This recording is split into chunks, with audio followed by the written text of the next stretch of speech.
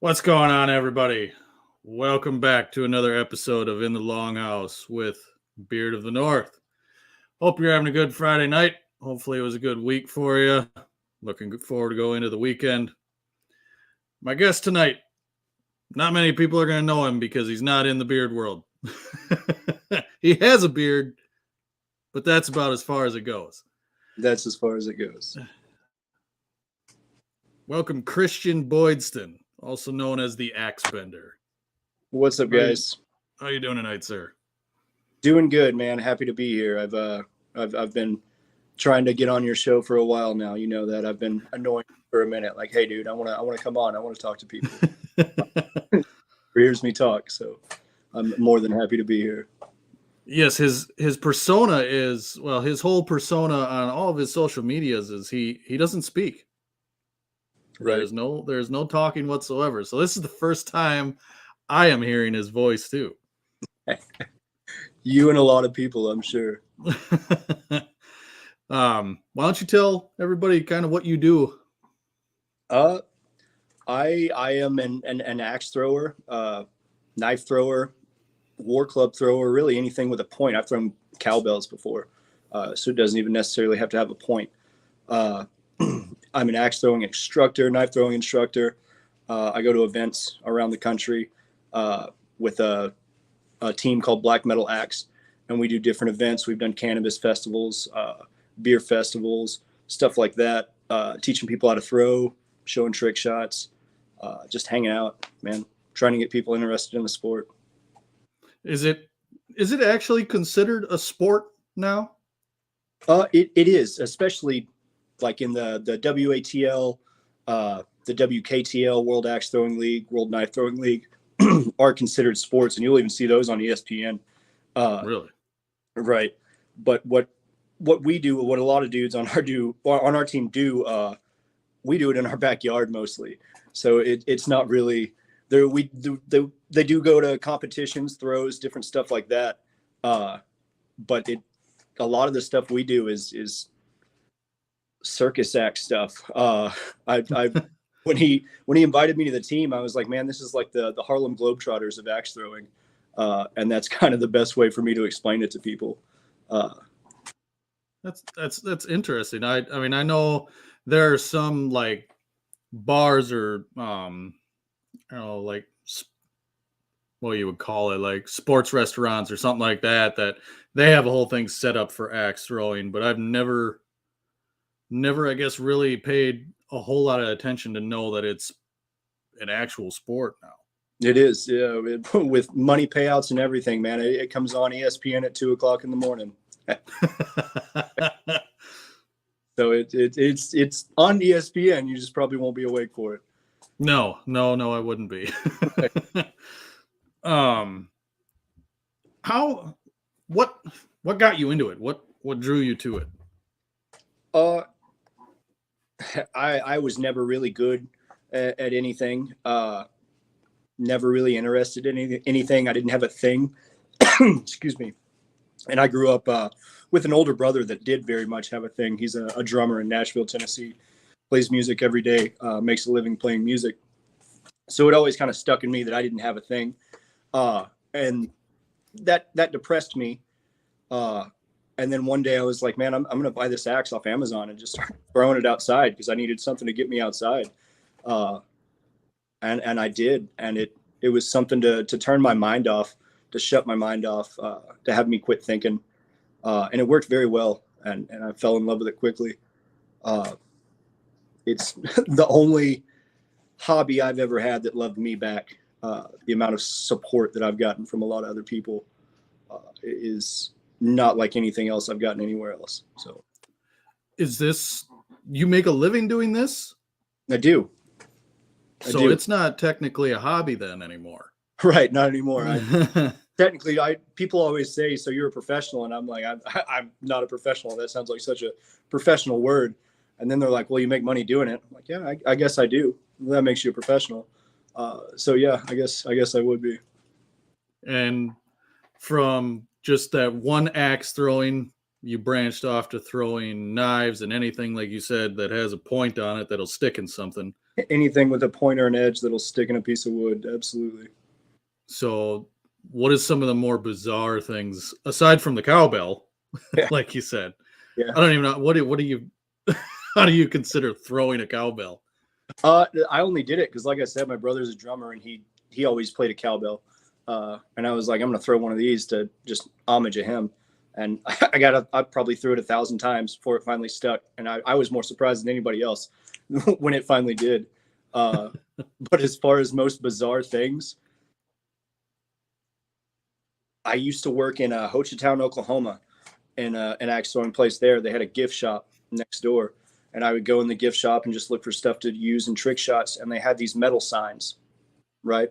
And it was like a metal, and we're in the South. It was a metal Sasquatch sign. And I'm looking at it. And I'm like, I think I can throw that. And I go back in the axe throwing place, start throwing it at the wall, and it's all bent up. So I bend it up, and finally I get it to stick. That one was pretty bizarre. A spoon, a fork.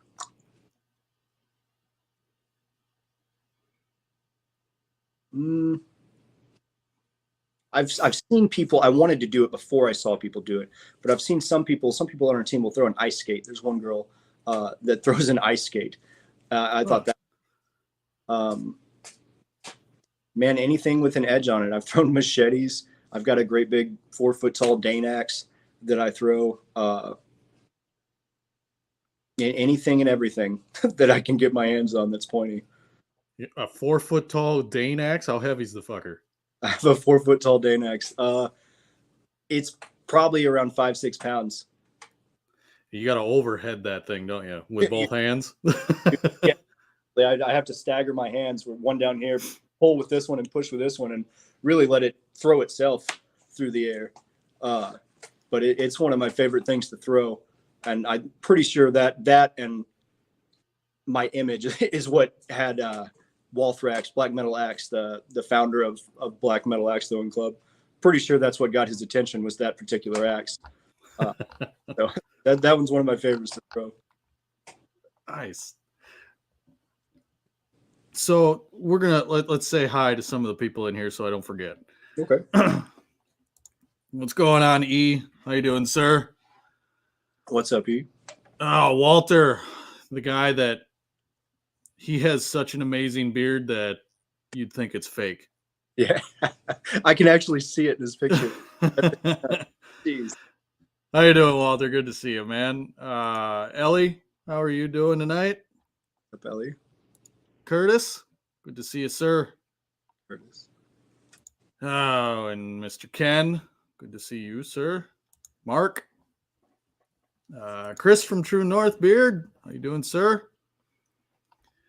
Oh, Viking for Jesus. I'm assuming that's one of your buddies. That is one of my buddies. What's up, man? One of my TikTok buddies. How you doing, Mark? Good to see you. Hopefully that you're having a good night and you can listen in the background. That's all we do is just sit and bullshit. Mark says they opened an axe throwing place in his town. Nice. Awesome. The one axe throwing place that I know of is in my backyard. So maybe they have one up in the big city somewhere, but yeah. You got a big backyard, everybody's got one. Yep. How you doing, Mike?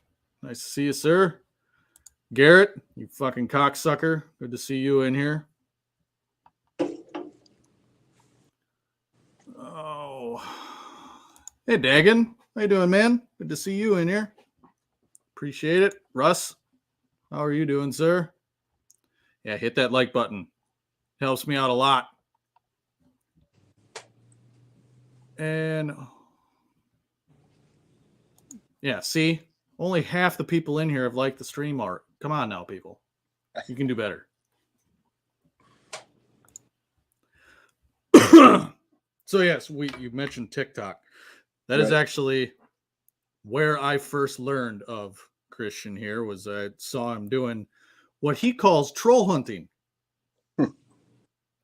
Right. I'm going to let him explain the troll hunting that he does on TikTok.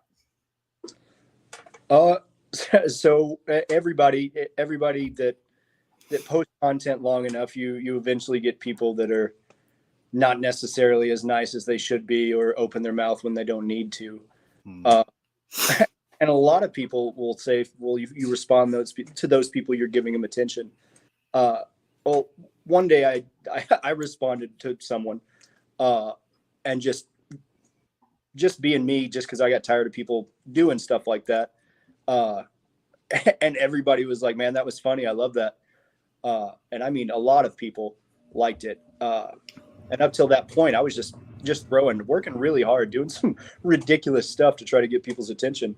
And then I finally just call somebody a douchebag, and that gets more attention than anything that I've done so far. So I just take their comments. You can post it up on TikTok and make a video of it. Take their comment, let everybody see what a dick they are. Prove them wrong if they say there's something I can't do, something like that. Prove them wrong in the video, or don't prove them wrong in the video, because they don't deserve that. I save that kind of stuff for the good people. A lot of the yeah, I can do it, but that doesn't mean that I'm going to do it because this guy said I didn't. I'm just going to show everybody what a dick he is. And I've always been very sarcastic. And I just took that, and it really just turned into being myself on the internet. And I called it troll hunting, because that's what they are. That's what it is. So, yeah, that is exactly what it is. yeah. How you doing, Gary? Thanks for stopping in, man. But especially when you have videos that go viral, Right. You will get them beyond belief. I know one of my videos, one of my first ones, that it got over 100,000 views on TikTok. The trolls that came out and the shit talkers, nobody gave a fuck when it was, maybe 1,000 to 2,000 views. Right. But once it gets up there, everybody starts coming out. And one was me talking about how much I hate people. Yeah. And the majority of the time, the trolls that I got were, oh, he hates people, but he's on TikTok. That makes sense. I probably got 10 to 15 of those comments. Yeah. And all I can say is, see, the best part about TikTok and any other social media is, yes, I hate people. I hate people. I have a very serious case of misanthropy. Right. But the good thing about this, or Instagram or TikTok or any other platform, is I can just turn it off. And I don't have to deal with it ever again if I ever felt like it. Right. If I didn't want to, I could hit the X button, uninstall it all, and never touch it again. Be gone. Yep. Right. Whereas with people, yes, this day and age, you can basically have everything delivered to you. Right. So you don't really need to leave the house if you don't want to. But, especially if you have a significant other, or if you have your kids, stuff like that, you got to leave the house now and then. Right. And you're bound to run into people that you don't like. Right. Absolutely. Yeah. I used to work the door at a bar on Broadway in Nashville, Tennessee. And I mean, saw thousands of people a night, thousands and thousands on New Year's Eve, probably close to hundreds of thousands of people. Just a massive population and tourist population. So that kind of gave me a little bit of what you're talking about. Yeah. Kind of disliking people. But yeah, I kind of keep to myself, stay at home, stay on TikTok, where, like you said, I can turn it off if I want to. Yep. Yeah. Or you can do your troll hunting. Or I can do my troll hunting, which I prefer. And I was going to say it earlier. A lot of people are like, man, you get so many trolls. And I'm like, well, it's usually the same guy 4 to 5 times, because they can't shut up, and they don't realize that they're feeding me content. That I'm just going to use it. Sometimes I'll keep them talking just to get more content. If I'm having a rough month, a slow month where I don't really have anything going on, I'll try to keep them talking until they give me something I can use. And they don't realize it until I finally have something and I use it, and then it hits them, and all of a sudden all their stuff's deleted and I'm blocked. So. How you doing, Scott? I saw you and your two, Becky. Thanks for stopping in. Appreciate it.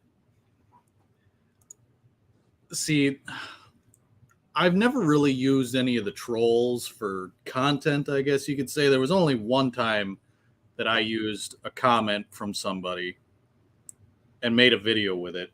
Right. And that was, I had made a video about disciplining your fucking bratty children. Yeah. And this fucking goody mom took what I was saying as discipline as abusing and beating your children. And as somebody will eventually. There's enough people. Somebody will, yeah. Oh yeah, the snowflakes that see it, to me, it's like, you're the fucking problem. You're the reason why I'm making this video. Right. Right. It's not necessarily your kid's fault. It's your fucking fault. Right. So that's the only time I've ever used somebody's comment or a troll or something like that, because, like you said, it works for you. Right. But with me, I just get super pissed. And understandable. If I go off on a tangent with it, I'm going to end up getting fucking blocked or I'm going to get deleted. I've gotten a few videos taken down. Yeah, so have I. I considered starting TikTok again because I haven't been on there in probably 3-4 months. Yeah. And it was because I was shadow banned. And I was like, well, what's the point of putting videos out if no one's going to see them? Right. Right. So, and plus they were going through that whole TikTok ban thing and all that stuff was going on. I'm seeing shit that I don't want to be seeing. I'm not here to watch the news. Right. And they talk about how, well, TikTok only shows, the algorithm only shows you what you want to see, what you watch the most, you like. Bullshit. Right. Because why am I seeing that over and over and over again when I don't watch any of it and I don't like any of it? Right. It just comes straight up and you scroll up and then you see it again. I get that for sure. Yeah, there's a lot of creators that I'll see and I'm like, oh, that's kind of a weird thing to do, and keep scrolling and I'm like, oh, there's that guy again. So that makes, yeah. I feel like it kind of shows you what it wants to show you. Like any other platform out there. Right. But I noticed with the putting someone's comment and basically causing drama, when you're on Facebook or Instagram or any social media and you're scrolling through and you see a post about somebody, oh, I just got engaged, you're not going to stop and look at that. You might like it, but you're not going to stop and read every 100 words in that post. But if you're scrolling through and you see somebody spilling tea or having drama about something, you're going to stop and you're going to see what's up. You're going to stop and look at that car wreck. Of course, that's the train wreck effect. I shouldn't, and it's none of my business, but but I want to, and I got nothing else going on. So that it applies to my troll hunting very much so. People want to stop and see what's going on. It's and that kind of got to me for a while, especially because, like I said, I would throw axes with my feet, behind my back, with my eyes closed, just ridiculous stuff, and getting no views. And I mean, I was working hard, and then I finally just throw a regular single overhand, one rotation axe throw, call a guy a douchebag, and I get 10, 20 times more views and interactions than I do with something that, I mean, I work hours, work my ass off to be able to do. And for a while that bothered me, but it is what it is. What's going on, Chris? Thanks for stopping in, Mr. Dad Joke. No, I understand that because we see it a lot. There's a lot of it here even on YouTube, even in the beard circle. There's the running joke for some of the guys that, views are down, gonna go start some shit, gonna start talk some shit about somebody or do this or do that, cause some controversy, so then views will jump up. Right. And it's, well, everybody, I want to know what he has to say. I want to know what he's going to say about this person or that person or this or that. I want to know. I want to be on the in. I want to know whose side I need to be on. Yeah. I don't, if he's talking about this person. He's, praising this person or, doing that or that. I don't give a fuck about that. Right. I want to hear what the shit he has to say. That's the mentality that people, they want to be on the in for the dirt. Exactly. And yeah, it's unfortunately the way of human nature. Exactly. And it is sad, but it works. So What's going on, Don? what's Thanks for up? stopping in, man. So did you start your axe throwing, it's basically like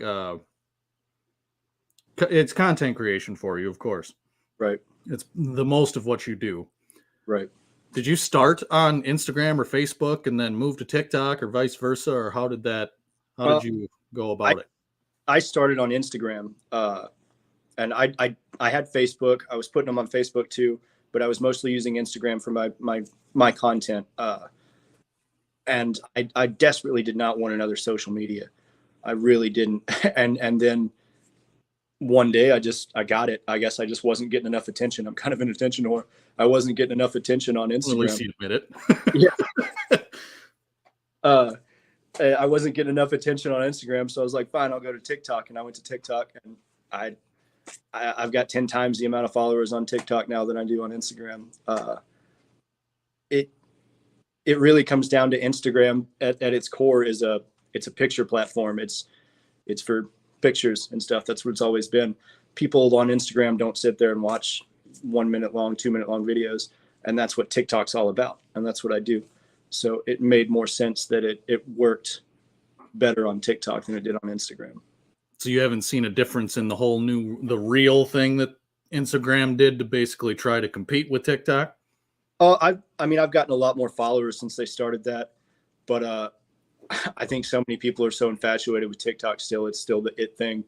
So I just get so many more over on TikTok, and even Facebook has the real thing now too. And I'll put my content over on Facebook and get a lot of views over there, but it's not anywhere close to what I get on TikTok. Right. I know it's the same for me. I got Facebook way back when it first started. Had it for a while, then I kind of was like, piss on this. It's stupid. All I see is political shit and people I don't care about anymore. Right. And for the longest time, I didn't do any social media really. I ended up getting Instagram just to look at, titty models. And then I started down the whole rabbit hole with the beard content and the beard world. Right. It's big on Instagram. It's very big on Instagram. Yes, it is. For sure. And from there, I started the YouTube thing, being a reviewer for companies and stuff, and doing lives. I've been doing lives for a little over 2 years now. I've only been doing mine for 4 or 5 months, maybe. Right. But I was a part of other ones, and then I just kind of felt like it's not me. I feel like I'm doing this for other people. And then my wife watched TikTok religiously, and I was like, that is the dumbest fucking app ever. And it is. It's fucking stupid. I will not have anything to do with it. Right. She convinced me one day to just download it. So I was like, okay, to appease you all, download it. And I'd watch some here and there, and one day I just went, you know what, fuck it, I'm gonna start making my own videos. Piss on it. And it works. Hit your page a few times, you've got almost 40,000 followers, man. That's killer. Yeah, and it was because it was one of those places that I could be myself, I guess you could say. Right. Because Instagram, it's like you said, it's a picture platform. There's only so much you can do with pictures and stuff like that. YouTube, it was, well, I'm doing reviewing. I'm on other people's platforms on the lives. I have to censor myself. If you haven't figured out, I cuss a lot. I say a lot of filthy shit. I've noticed. That's me. Right. And so while I was doing my reviews, I didn't want to disrespect companies. on other people's lives. I didn't want to disrespect them. So I censored myself, and then I went to TikTok, and it was like, I can be myself on this app. I was the same way, actually. When you first said come on the Longhouse, I was like, awesome. And then I was like, I wonder if I can like cuss on there. And I know you did, but I didn't know if you did on your YouTube. And then I went watching your videos. I probably got 20 minutes in before you finally said fuck. It was yes. Yep. I always say when I have guests on here too is I might say something that's offensive. If you get offended, I'm sorry, but It is what it is, man. yes. Hey, Aldemir, how you doing, sir? Thanks for stopping in, man. But that it was TikTok was the place that I found that I could be myself on, do the stupid shit that I liked doing, and yeah, it kind of upset me quite a bit when I got shadow banned, and I know I got shadow banned partly because I got a lot of videos flagged for saying things that were just my opinion and people didn't like it. Surely not in America. Yeah. when you get reported for so many times. Yeah, I know how that goes. It's usually when I troll hunt somebody, there are times where all of a sudden it'll say this video has been taken down due to dangerous activity, and I'll get like 10 of those, and you can tell that the person just went down through all my videos and reported them. Reported every single one of them. Yep. And they most times have gotten reinstated or put back up. Very few times do they actually get taken down. But when I first started doing it, they would get taken down because TikTok was still relatively new, and they were really cracking down on the dangerous act stuff. And what I do is very much a dangerous act. I mean, to me, it's safe because I know what I'm doing. But to them seeing a dude in the middle of Arkansas throwing a giant axe in the backyard, they probably think that's pretty dangerous. But I mean, I've done it 1,000 times, so.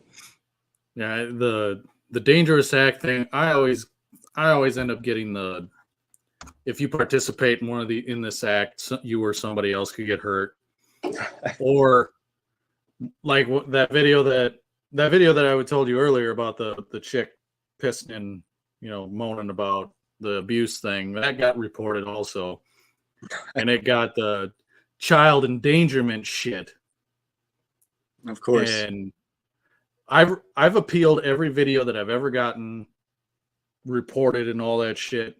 I've only had one where they're like, nope, not this one. But they've reinstated everything, but then like right on just a little while later, they'll remove the sound or some stupid shit like that. Right. So it's a finicky world, but it's not, because it's like, why can I sit and watch women basically naked, right, or there's a lot of sexual innuendoism being made? That's perfectly fine, right? But if I tell you my opinion on you should maybe discipline your children a little more, and you won't have this shit, women with daddy issues and all that, I'm not going to complain, but at the same time, I was gonna say that's one of my favorite things. you wouldn't have that if some of these people discipline their children a little. I get in trouble for that. Yeah, that I know exactly where you're coming from. Mine was always I'd get the dangerous act thing, and then I'd scroll down 2 videos, and there'd be a guy wrestling a king cobra with his bare hands on fire, and I'm like, that's got 500,000 views on it. That's not a dangerous act, but me throwing an axe in a backyard is a dangerous act. That always blew my mind, man. But it is what it is. Yeah, guidelines that, like I said, they're finicky. It's some of it's considered, then you see something that's basically the same damn thing, and that's not. So it's right, dumb. Right. And I noticed when I was outside in my yard, they would get flagged a lot more. If I was working in an axe house in Hotown in Fort Smith, Arkansas, I've worked at 3 now. If I was doing something in there, it would never get flagged. Almost like, oh, he's he's an instructor. He knows what he's doing. It's not a dangerous act to him. But if it's me in my backyard building this giant elaborate target that I spent money on, they don't think that that's professional. But I mean, some of these axe throwing places, the people instructing don't know what they're talking about. It blows my mind, man. I don't get it. Yes, Ellie. We will all agree on that. Agreed. So where did the gnomes come to play part in your videos? Okay, I get this question a lot. So I am a massive diehard wrestling fan, pro wrestling. I've always been a wrestling fan my whole life. And wrestling is all about these larger than life characters, right? There was one character recently, a modern character, Bray Wyatt, that did this skit, this backstage skit, essentially, called the Firefly Funhouse, right? And he was essentially creepy horror Mr. Rogers, right? And in the Firefly Funhouse, he had all these puppets, these different puppets, creepy looking puppets. But it was a very happy little skit. But you could tell it was meant to be kind of a horror, creepy thing. And he had all these little puppets. And I realized that the reason that his stuff worked is because he had different people to play off of in his little skits. Not only did he have people to play off of, he controlled what those people said. Okay. At the end of the day, he was controlling the entire video. He could have any conversation he wanted by having these supporting characters that he controlled what they were saying. And that I always loved Bray Wyatt. And then one day I was walking outside my house and I looked down and I see these 3 antique garden gnomes. And I was like, oh. And it just kind of hit me. Like, there's my supporting cast. So, yeah, it all comes from, a lot of the stuff that I do comes from professional wrestling. Hey, I was once a big fan. Yeah. It was back when WWE was still WWF. WWF, the good old days. That's what I consider the good old days. The good old days. Nowadays, now at this time, I don't think it's stupid or anything, but there's no fantasy to it. There's no theme. There's no storytelling. No storytelling, exactly. Storytelling, right. And I completely agree. My favorite of all time was always The Undertaker, and his whole thing with his brother Kane, the greatest story told in wrestling. And that's kind of the era that I grew up in it. And I was enthralled in it just off the storytelling. If I go back and watch those matches, they were dog shit. Those dudes were 7 foot tall, 300 pounds. They could barely move. But as is glued to it because the storytelling was so good.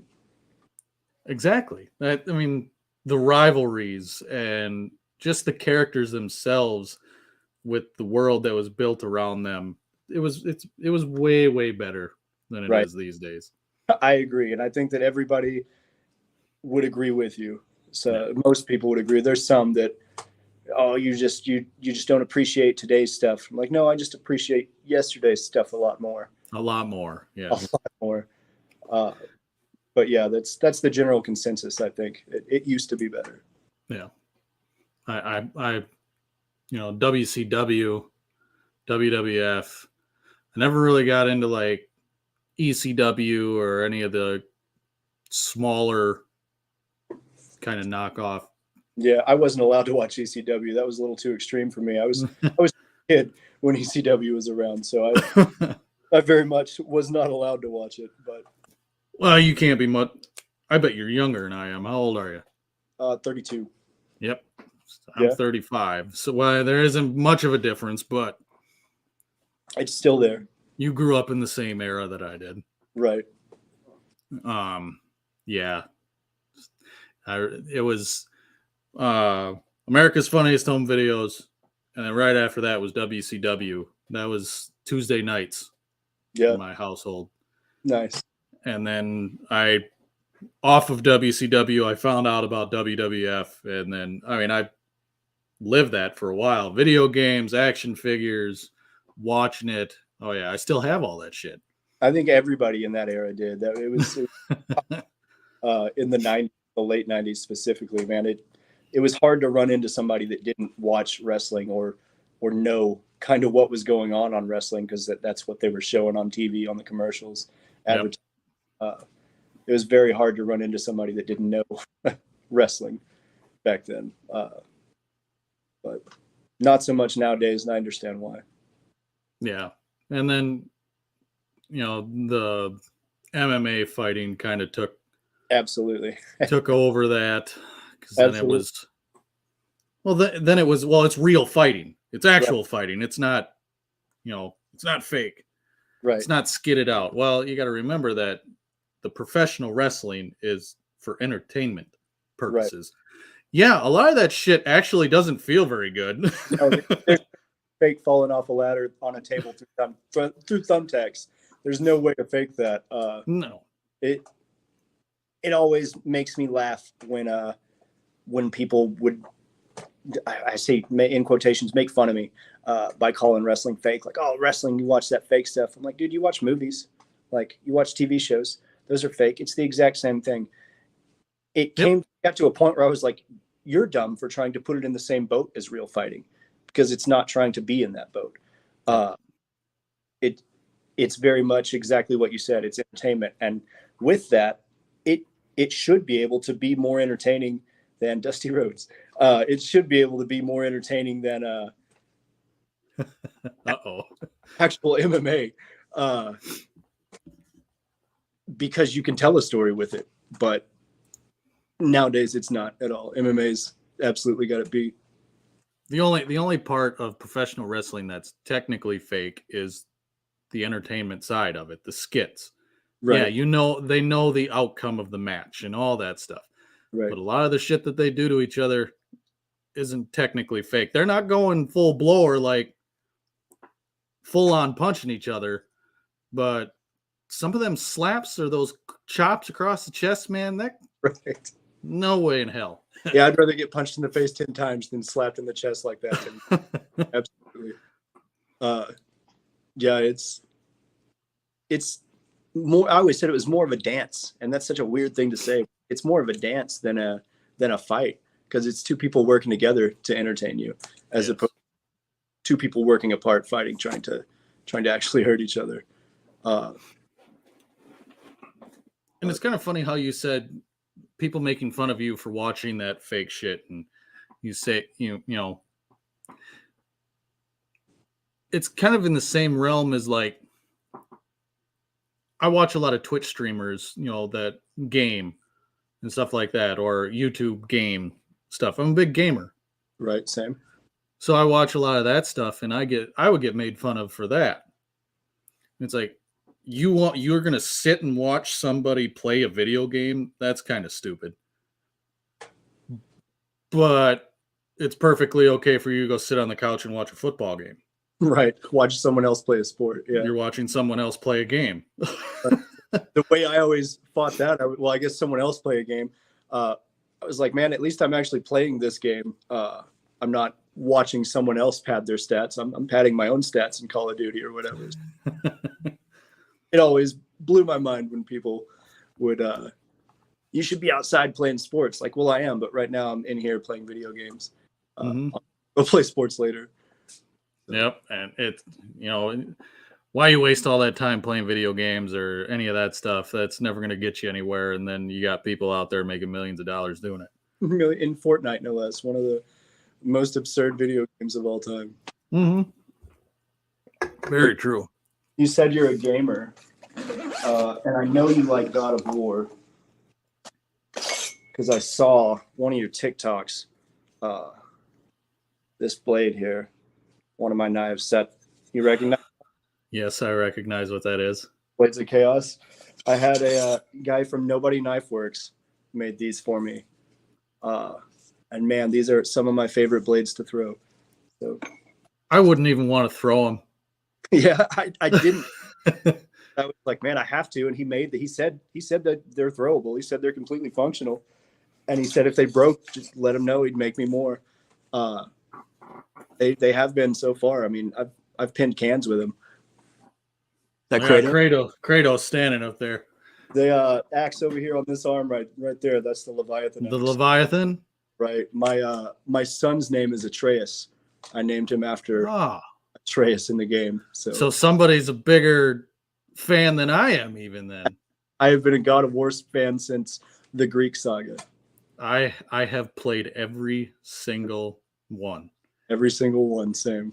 Including the shitty little PSP knockoffs. I never played the mobile phone one. Yeah, me neither. I didn't play that one. I waited till they were ported onto the PlayStation 3, but I did play them. Oh yeah, the PSP ones. I had a PSP and I played Ghost of Sparta, but I didn't play the other one. But then when they got ported onto the PS3, then yeah, I played them. Same. They released some kind of legacy pack, and I was like, I can finally play these. Yeah, man, I love that game. That's my favorite game of all time. The new ones, the 2 new ones in the Norse saga. That is, in my opinion, the best storytelling and gaming for sure. Oh, Ragnarok would have won Game of the Year last year if it would have came out a little earlier. It should have, in my opinion, but I'm a little biased. I played a lot of Elden Ring. Yeah, I will say it deserved it only because God of War came out too late in the year. I can see that. People got a lot more time with that game than they did with God of War. For sure. And God of War, no New Game Plus. So you beat it, and then it had to sit on your shelf for a while unless you wanted to just completely start over. So yep. I can see it. I beat the hell out of those games. Just ridiculously. My favorite saga, I have the Mjolnir. Nice. From Ragnarok. My wife was nice enough to surprise me with that. That's sick. That's a good present. I've actually got this little keychain, Leviathan axe, and it's just going to be a keychain. I got it, and I was like, man, this thing is heavy and thick enough for me to throw. I haven't tried yet, but I think I'm gonna. But it's really cool, man. I wanted to get a Mjolnir one too, but there you go. Ken's played the games too. The Hercules fight was a good one. Fuck you, Nick. Fuck you, you motherfucker. I rarely hear from you now, and the one goddamn time I do, you come out and you say this shit. Trolls, I tell you, man. Oh, man. So, for everybody now learning about Christian like me, he is a little bit involved in the beard world. He is I guess you would call it an affiliate with Mad Viking Beard Company. I think they call it an ambassador, but it's the same thing. An ambassador. Well, if you're an ambassador, well, it depends, I guess. If any company that I've ever dealt with that has ambassadors, you're only allowed to deal with that company and that company only. Okay. You're not allowed to promote other companies or anything like that. Okay, so yeah, I would be an affiliate then, yeah. Absolutely. Because they're really the only beard company that I promote. But yeah, affiliate makes more sense for sure. Now you said that they had reached out to you. How did they come about finding you or contacting you? I actually the same way I contacted you.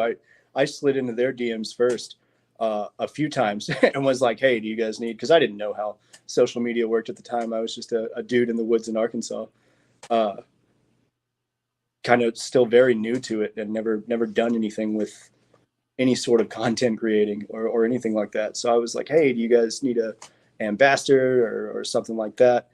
And they never really responded to my messages, but they would like my posts, or I would get one of their shirts. I bought one of their shirts before I was affiliated with them. I would wear it in my videos and tag them. They would like it. And then one day, it was after I started troll hunting, literally the day after I started troll hunting, they were in my DMs like, "Hey, do you still want to be an affiliate?" I was like, "Oh, okay." So it was more or less just showing them that you support them. That I support them, Yeah. and that I could be a little bit more creative than somebody just throwing an axe in the backyard. Right. That now my content is a little bit more creative. My content is more my personality than axe throwing now. And I think they were waiting for something like that to kind of to give me the go ahead. They finally did, so that was cool. Good for you. Yeah, and that was one of my goals when I first started. It's the first thing in my life I've ever set goals for, and Mad Viking was one of them. So that was a big deal for me when they reached out. A milestone hit, so to say. A milestone hit, exactly. Good for you. You're also involved with an organization called Halls of the Slain. Hall of the Slain, I am. What does that entail? They are a pagan motorcycle clothing company. They do more than just clothes. They've sent me gloves. They do a lot of riding gear. They make vests, t-shirts, keychains. They make a little bit of everything over there, really. But just a kind of a Norse pagan clothing company, I guess, is what you would classify it as. And they kind of specialize in like the biker gear type. And that one was funny. That was the very first one that I got on with. And the guy would like all my stuff. And then one day I was like, well, maybe this guy wants me. So I messaged him, and he was like, I've actually got a spot open if you want it. And I got on with them. And they were the first one that kind of started sending me stuff and giving me a chance to use their stuff in my content, create content for them.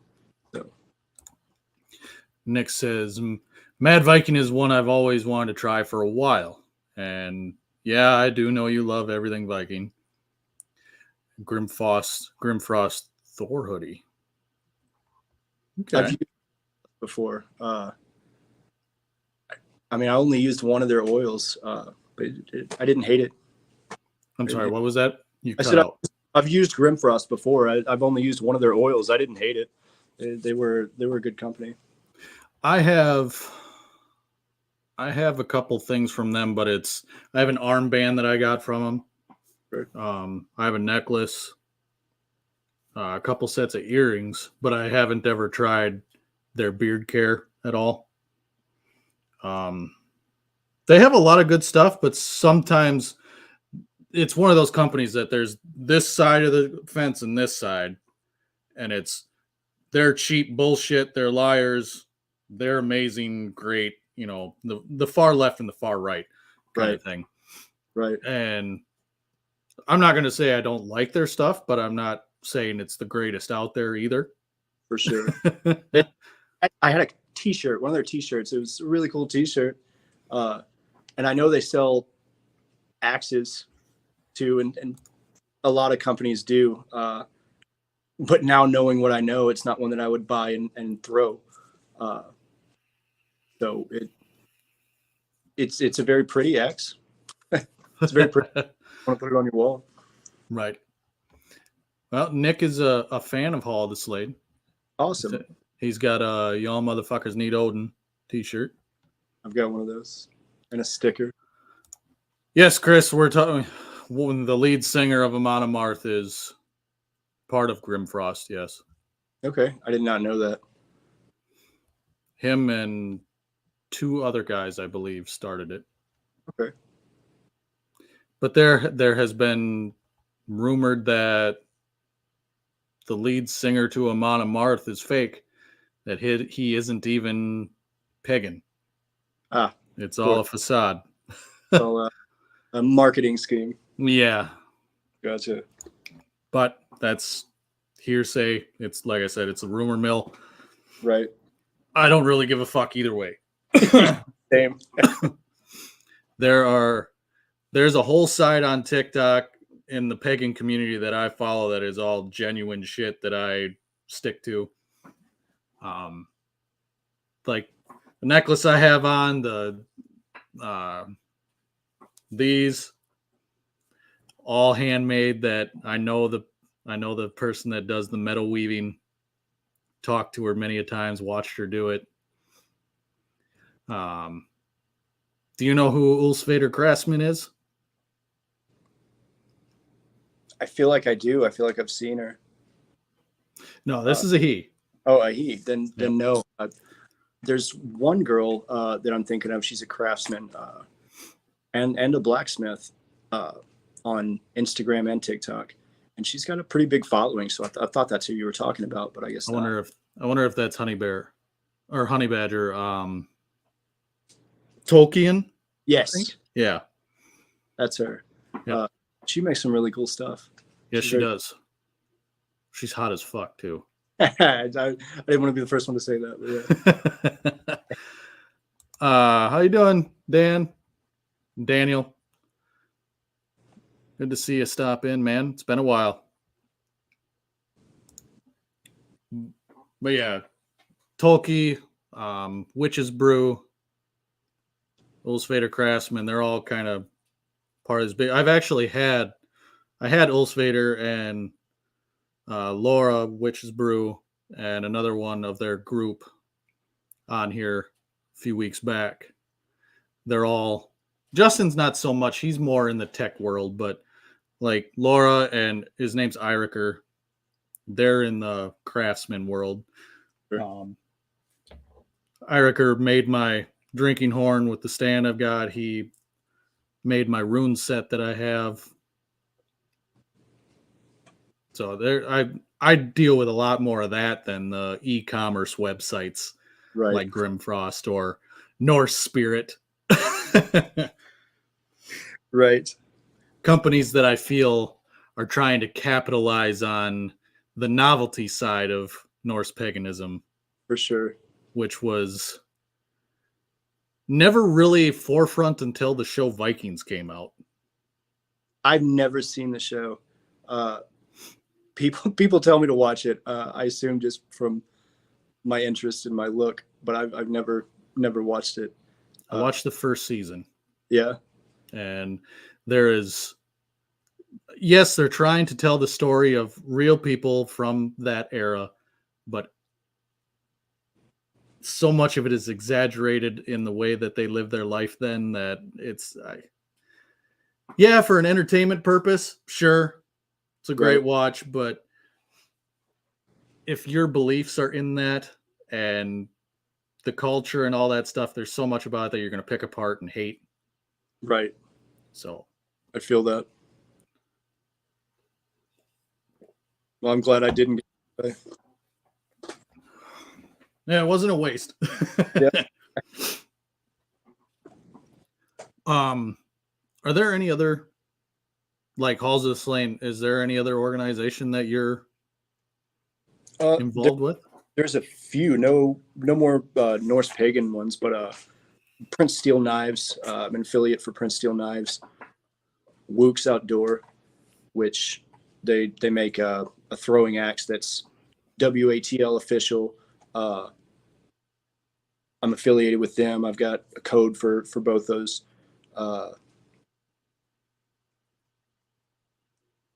Jexco, JEOJXO. I kind of just got on with them. The company I'm doing the giveaway for on Instagram. Okay. I'm waiting on a code, but I should have one of those soon as well. Other than that, I mean, there's other companies that I support, but none that I'm affiliated officially with. So the knife one that you're Prince Steel. Is it a knife making company?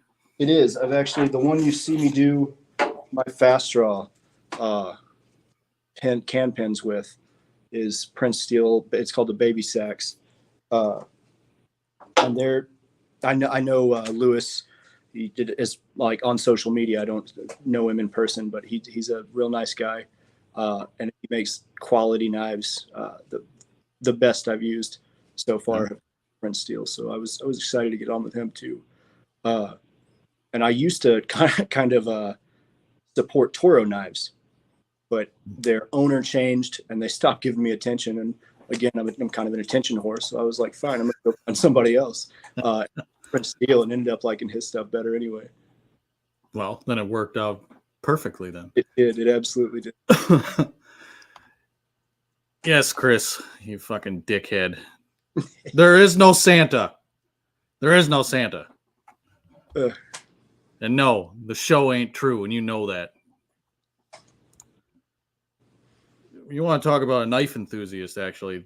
Chris Fainstock is a huge knife enthusiast. Not in the world of like throwing, but like he has a whole YouTube that he was doing where he was reviewing knives from different companies and everything.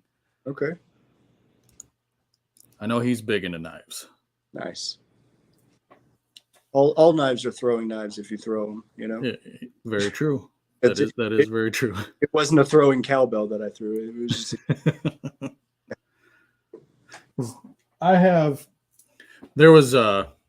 There's a guy named Kyle Deering that runs Deering Forge.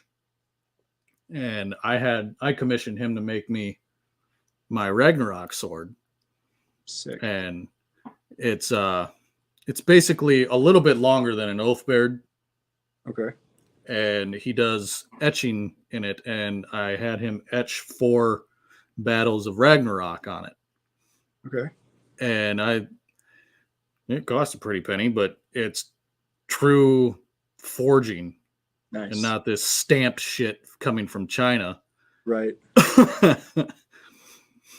And I've thrown a sword before, but it was stamped shit that came from China, so it wasn't anything pretty like yours. It didn't break, did it?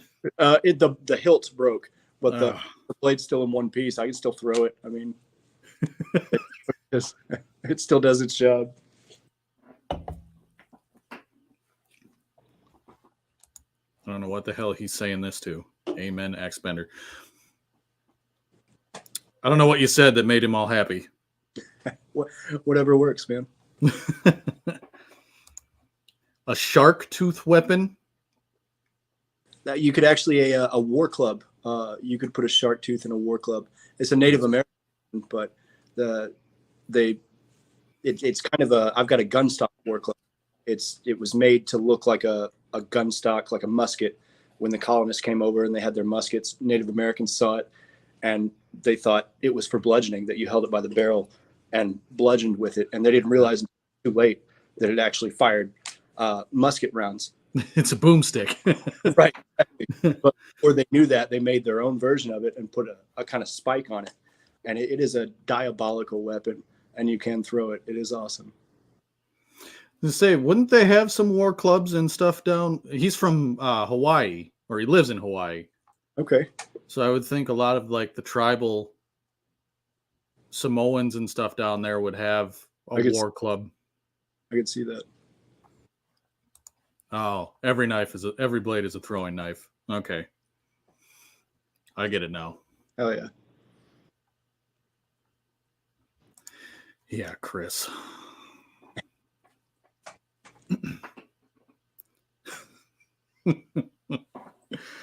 Oh, it looks like a ping pong paddle with shark teeth on the side of it. So that's what that is. What he's talking about now. Okay. I mean, I think that Leamano. I don't know how to pronounce that. I don't want to butcher it. Yeah, I was about to say I'm not even going to try. But those are like the basic primitive weapon is a war club with a rock sharpened or, like you said, shark teeth. Something pointy. Yep. Pointy. It's about as primitive as you can get. Right. And it worked. Oh yeah, you can kill somebody with anything, basically. Right. It worked until they found something that worked better. Perfect pronunciation. Well, I probably couldn't do it again.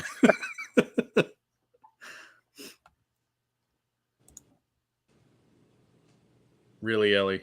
I've thrown a batarang before.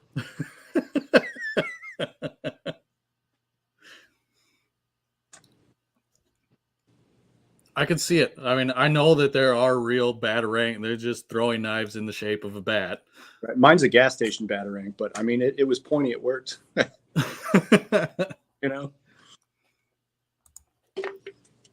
Well, it's like you said. Anything with a point you could throw. You could throw a pen. Exactly. exactly. And I've seen some of the guys on my team have thrown a pin. I've never given it enough time to try it. I'll try weird stuff, but I like to become more proficient with stuff that is meant to be thrown, I guess, Right. than spend my time, because I mean, it took me an hour throwing a spoon before I finally figured out how to throw it and make it stick. And that's a lot of time I could have been practicing with something that I'm a lot better at and getting better at. Right. But some of the guys on my team will throw a pin. Trying to think of some other stuff. I would assume that it would have to be a pen that's a metal pen. You wouldn't be able to throw a plastic one. Depends on your target, really. Throw it at wood, probably not. But some dudes will use styrofoam when they throw stuff like that, and you could stick a plastic pin into styrofoam pretty easy. It's the style, a no spin style is probably what I would use for that, where it flies like a dart as opposed to rotating. Yeah, that's very true. Right. Shuriken style. That's probably my least favorite thing to throw is a shuriken. There's a reason they give them to kids when you go in axe throwing places, because it's training wheels for throwing blades, in my opinion. The whole thing's a point of contact. Yeah, you can't miss. You can't miss with it unless you throw it end over end flat. So they never really appealed to me. Prince Steel makes some cool ones though. They're very heavy, but I don't have enough experience with them to say whether somebody makes a really good shuriken or not. So that's just not my forte. Not your forte. How you doing, Tyson? Thanks for stopping in, man. Good to see you.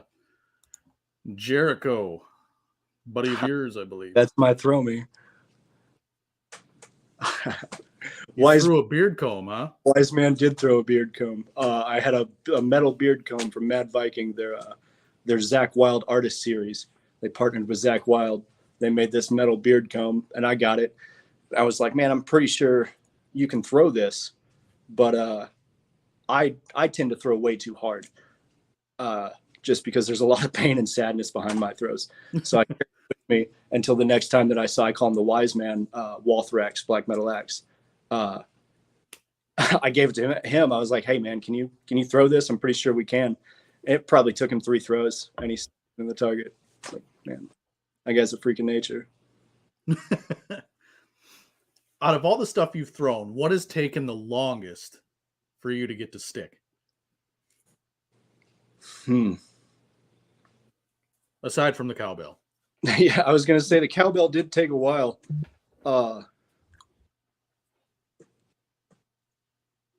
Man, really, certain trick shots have taken a long time. So I've probably tried to throw an axe with my feet when I first started doing it. And that, I mean, I would be laying in the floor for 45 minutes to an hour throwing an axe with my feet before I finally got it to stick. Now I can do it in 3 throws or less. But when I first started doing it, it's really, there's certain trick shots that take so long. But as far as actual implements to throw, the spoon took a while.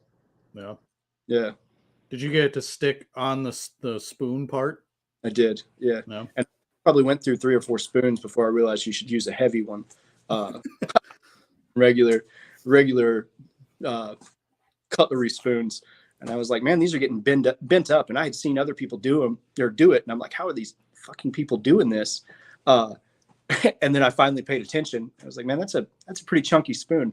So I just got me a bigger spoon, a weighted spoon, heavier spoon. And it didn't take me long before I got that one to stick. Nice. Yeah. What's going on, Joe? Thanks for stopping in, man. Appreciate it.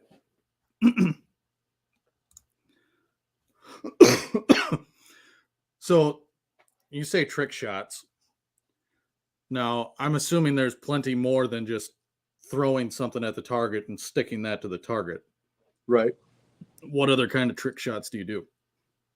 Uh, my favorites, it's called a Molnir throw.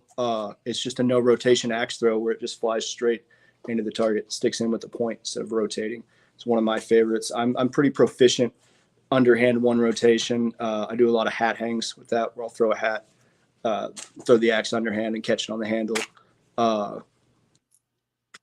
Gunslinger, which Well, you were doing those earlier today in that video, weren't you? yeah, where you grab like that, like a bear claw, and you flip it backwards, and it'll rotate into the target. Or I guess it would be that way. I like that one. See, people always ask me this, and I mean, I've done so many, but then as soon as someone asks me, I'm like, what all do I know?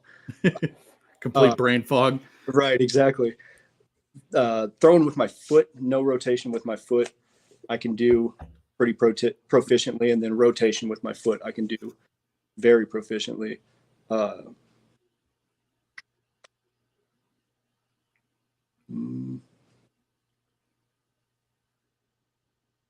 Ring catches, a I little. was just gonna say ring catches. Have you done anything like where, or even like a tube, even, and throw a knife and have it stick in through the tube?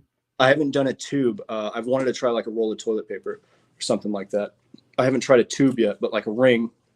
When I first started, I didn't know where they were getting these silver rings or these metal rings, so I was just using like a roll of tape, a roll of masking tape. Well, you improvise.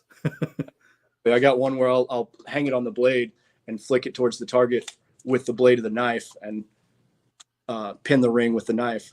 I won't even touch it with my left hand. That's a good one too. But there's some guys that are so good at ring catches, and everybody's good. There's so many throwers that are better than I am. So many. Everybody's proficient at different stuff. It's amazing. Some people will be better at certain things than others. Ring catches were never my forte. I'm more of a can killer. I like can pins that you like sticking cans. Right.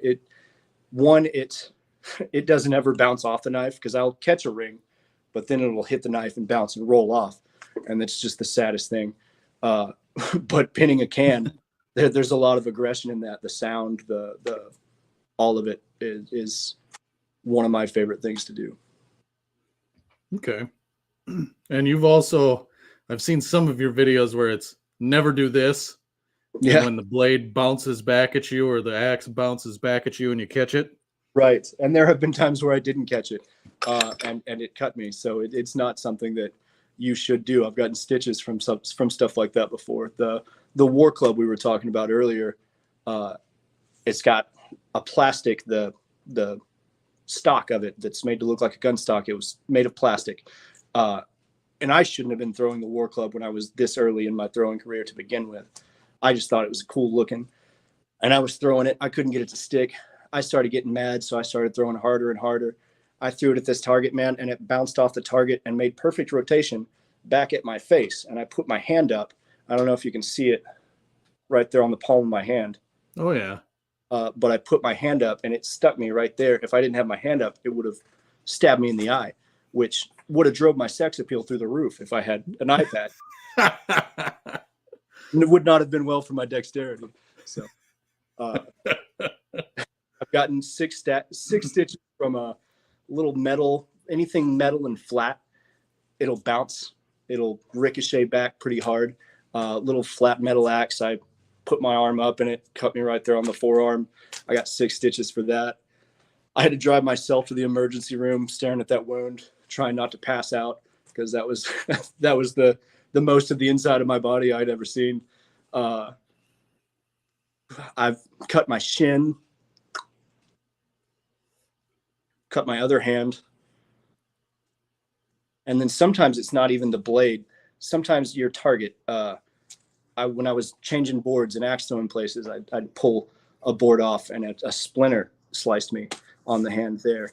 Cut me from the middle of my thumb all the way down to the bottom of my thumb. So it's always something different, man. Always something. Always. But yeah, don't don't catch knives that ricochet back at you. If you take anything from this interview, Is that now? I notice some videos you wear gloves, some videos you don't. Has it you transitioned after getting cut a few times? yeah. After that one stuck me in the hand, obviously I'm like, first I was terrified because my life just flashed before my eyes. And then I was like, hey, this is kind of cool. I finally got, cut in the game. This makes me look like an official thrower. So I'm posting the wound on Facebook and everything. And I've got some nurse friends that commented on it, and they were like, you need to be careful. You can paralyze your hand in one go. They do. You can paralyze your hand in one go. And I was very close to doing it, apparently. And they told me that. So I was like, maybe I should get some protection for my hands. Luckily, Hall of the Slain makes these riding gloves that have a lot of padding in the palm. So they sent me some of those. I started using those, and it doubled as being able to make content. Now I'm confident enough that I'm not going to do that again. So I only wear the gloves to promote them. Okay. I'll still wear them every once in a while. Did it take a little bit to get used to them being on your hands? It did. And I actually no spin throwing. I'm a lot better with them on as far as no spin throwing than rotational throwing. So if I am no spin throwing, I'll usually put those on, but it did take a while to get used to it for sure. Yeah. Any change to what you're normally used to, even just wearing another piece of clothing.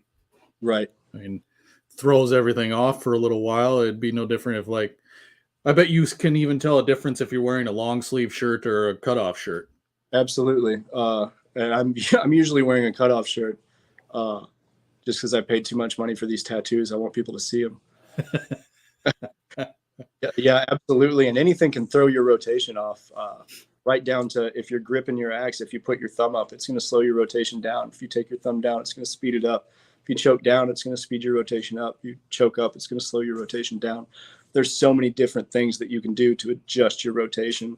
And that's where what we do in our backyard becomes different from what they do in actual axe houses, where in your backyard, it's more about instinctive throwing, where you're not really at a set distance. You can kind of throw at any distance. Whereas in an axe, they have a piece of tape on the ground. You just put your toe on that line, and that's usually where your point of rotation is. Okay. Hey, what's going on, Travis? Thanks for stopping in, man. See Shade's in here too. Thanks for stopping in, Shade.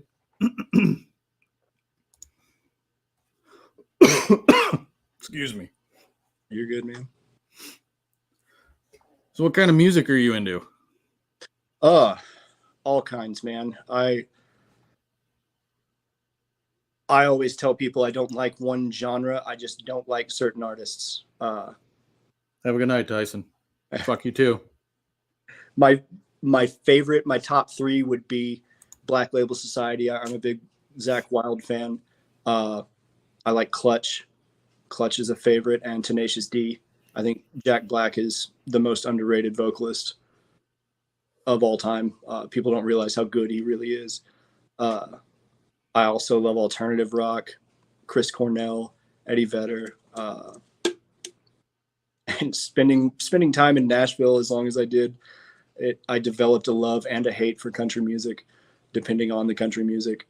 It was bored into my brain for 8 hours a night, 5 days a week. So, and one of the bars I worked in was a karaoke bar. I can't tell you how many times I've heard just god awful renditions of "Don't Stop Believin'." The first note of that song hits, man, I get nauseous. I've heard it so many times. Wagon Wheel, I hate Wagon Wheel, and God, man, a lot of the stuff they play down there I'm not a fan of, but yeah, Ken, I sure do love country, big time. You seem like a country fan. Yeah.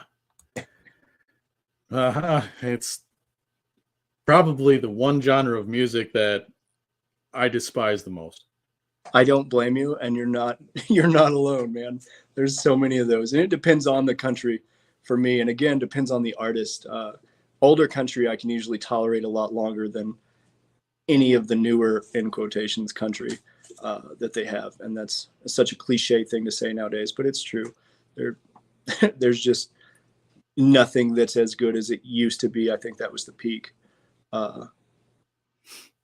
When I worked in Hochatown in Oklahoma, Morgan Wallen, I think is his name, was real big. And I can't tell you how many times I heard his song. I'm like, I couldn't tell you who this guy is.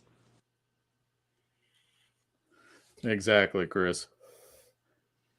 I am like, you like hard rock, so we can vibe there, with Zach Wild and the Black Label Society and stuff like that. Right. But I'm deathcore. Deathcore? Yeah. Full deathcore. You got Signs of the Swarm. Okay. Thy Art is Murder. I could sit here for the next 4 hours and barely make a dent. Yeah. That's awesome. My brother's he's in a metal band in Nashville there, he's so used to playing country music. He finally got in a metal band, something that I could actually go to his shows and have fun. I'm going to shout him out. Omenbringer. Omenbringer. They're very good. They're like he calls it witch stoner metal, which apparently is a genre. But they're very good. They're very talented.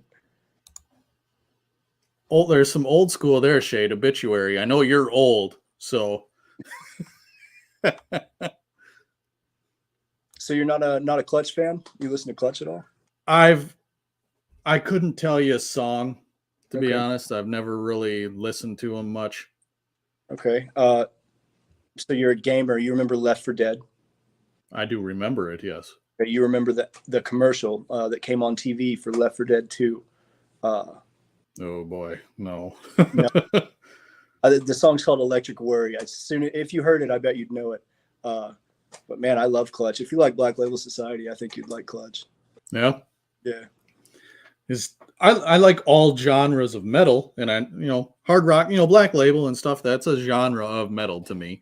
Right. It's just a little on the softer side, and I like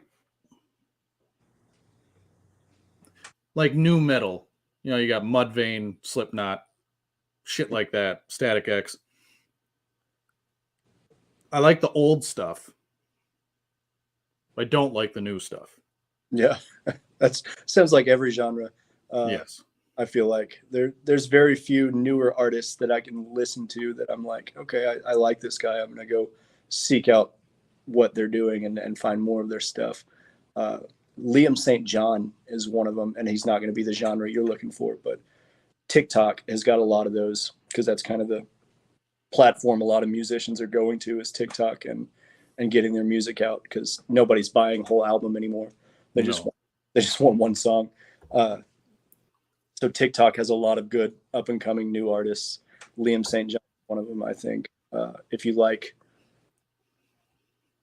it's almost a modern Johnny Cash sound. He's really talented, but it's probably I can respect talent in every genre.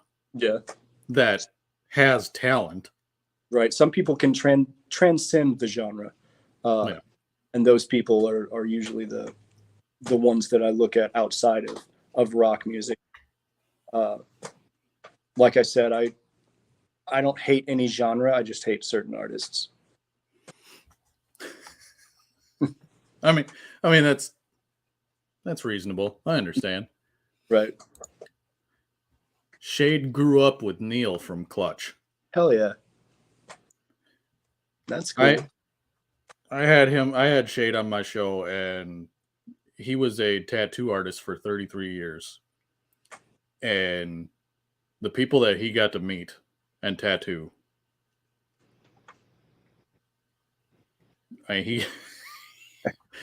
if you ever have some time, you should watch that show that I did with Shade. I think I watched a little bit of it actually because you keep saying the name. It's ringing bells. So I think I did watch a little bit of it. I'll have to go back and watch the rest. But he seemed like a very cool dude. Yeah. It was good to get to know him. Being a tattoo artist, he was a cancer survivor. I did. Yeah. Did watch a little bit of that episode. The story he told about Warrant and going traveling with them and on their bus and tattooing him all day, and they paid for all of his shit and everything. Some days, I mean, yeah, Warrant fucking sucks. But Right. to get to do what he got to do, I mean, that'd be like me going on like a rap or hip hop bus to tattoo somebody all day, every day during their show. Because I Right. would be like, all right, if you're going to pay for everything and you're going to pay me to be here to do this, fine. But I fucking hate your music. Favorites. What your best song is? I resonate with that because I drove when I was in Nashville. I would drive a band around the country, and again, I'm not. It was a country band. I'm not a big country music fan, but I absolutely dug getting to drive a band around the country for money. That was fun. Sitting down and listening to their music, it's not necessarily something I would do or have, but I'll drive them for sure. I mean, if you're going to pay me money, I'll do pretty much anything you want me to, but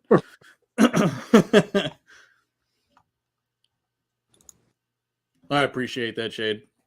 Don't worry about it, though. Yeah, see, that's where he was at. He's like, if you're going to pay me to be here, fine, but but he actually got to tattoo and hang out with the lead singer from Stained. Oh, cool. I can't remember his name. I almost said Aaron Rodgers. It's Aaron something though. Yeah. God,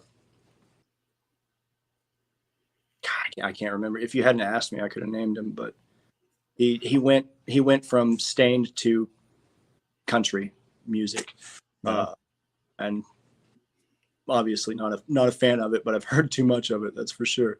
Aaron Lewis. Aaron Lewis. That's the name. Yeah, 3 other people beat you before you could even say it, Shade. Yeah, I'm sure him and I could have talked all night if we wanted to share his stories. Yeah. But now you said with your team that you do your throwing and everything, you've gone all over the country.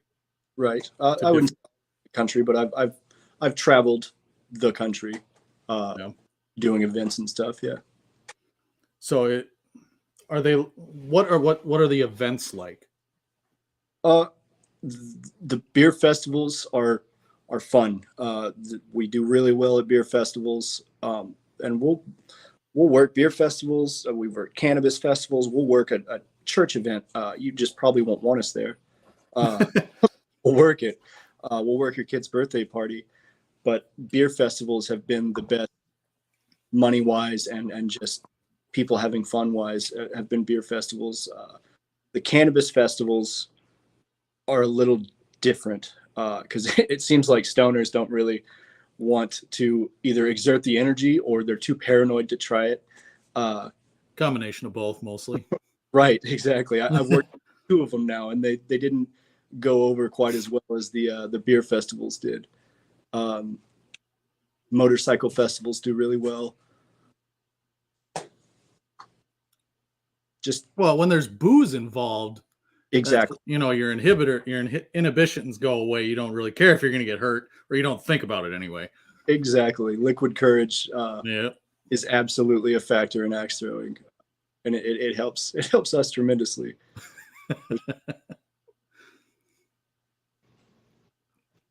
So is it like the festivals is it like competition or is it just entertainment?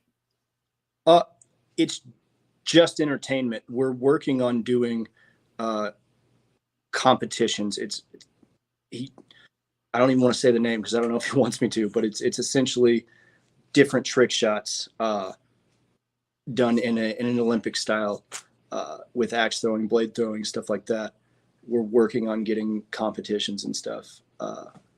At the moment, it's just events. Like I said, it's essentially the Harlem Globetrotters of axe throwing. We'll do trick shots.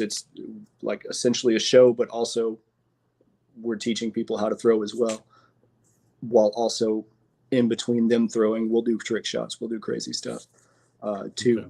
But the competitions are coming. I just don't know exactly when. But then there's also different throws for just throwers in specific that are done all over the country. I'm going to one in August, one in September. I'm going to one called Angry Wood in October. I'm working that one. He's trying to get one of our guys is trying to get one set up in December. So we've got a lot of stuff going on toward the end of the year that we're really excited about, but no competition. Okay. But as long as, I mean, it would, if it's going to be considered a sport, obviously there are competitions. You guys just haven't participated. Absolutely. There are axe throwing competitions and stuff. And some of the guys on our team do go and compete, but our team isn't an official axe throwing team. It's okay. If the Lakers, the 76ers, teams like that are actual NHL, we're over here not necessarily less talented than they are, but we're more about entertaining and helping people as opposed to being competitive on the competitive side. Okay. At the moment. What about internationally? We do have some people internationally. One guy overseas in Scotland is a very talented dude. Scottish Berserker is on our team. So we haven't gone internationally, but I would love to. I'd love to go overseas. And I'm sure he's working on it. Soul Thrower is another guy that's overseas on our team. There's so many talented people, and a lot of them are on our team. And like I said, some of them do compete in the official competitions, but some of them are like me that just throw in their backyard in the middle of the woods. It's a melting pot. It's a mixed bag. Right. Would you say that the axe throwing culture is bigger overseas than it is here? Do you know? I guess. I was going to say I don't know. I'm not sure. I know over here it's growing every day, and that kind of competition kind of deters me because it's not it wasn't a supportive community to me, the way the backyard throwers were. I would do stuff. It's almost like they're, and I'm sure they are. They're worried about them doing stuff and don't want to see anybody else's stuff. Whereas the backyard throwers, everybody's supporting each other, sharing each other's stuff, liking, commenting on each other's stuff. I started. It is big in Norway. I started wanting to be WATL, like official World Axe Throwing League, and then the backyard guys kind of pulled me out of it, essentially, just from being so supportive and cool and fun to talk to. Right.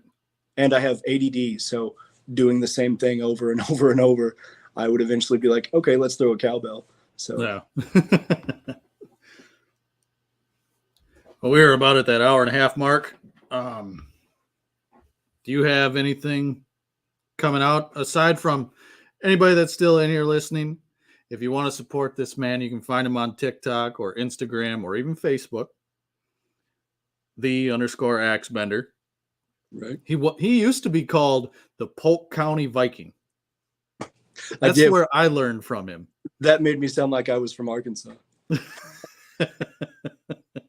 I did. So if you're interested in watching any of his content or supporting him in any way, if you have TikTok or Instagram, you can find him at the Axebender. Go and see some of his videos. Some of his shit is really funny. Not even just the throwing of the axes, just the shit that he does content-wise is quite funny. I appreciate it. His troll hunting, I definitely get a kick out of. That's a big favorite for everybody.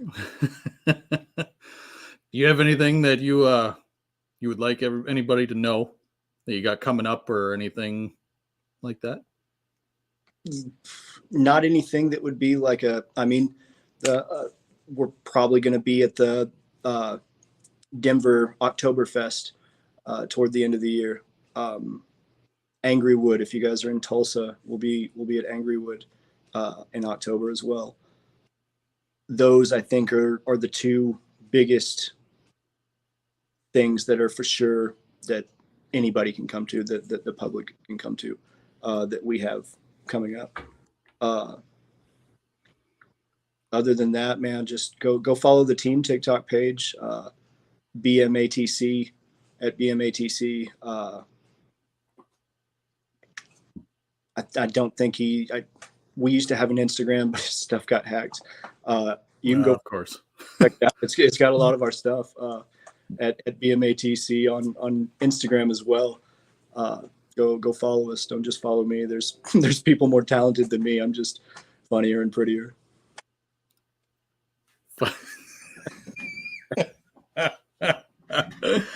Oh yeah, go give this guy a follow. The Axebender. Go follow him on the social platforms. Watch his content and support him. I appreciate you guys, and I appreciate you, Dan. Thanks for having me on, man. I've had fun. Yeah, it was fun. I enjoyed getting to know you and learning more about what you do. For sure. Exchanging stories, and we will do this again at some point. That would be awesome. Whenever you're ready, man. All right. With that being said, everybody, hopefully you have a good rest of your night. And until the next episode of the Longhouse, have a good night, everybody.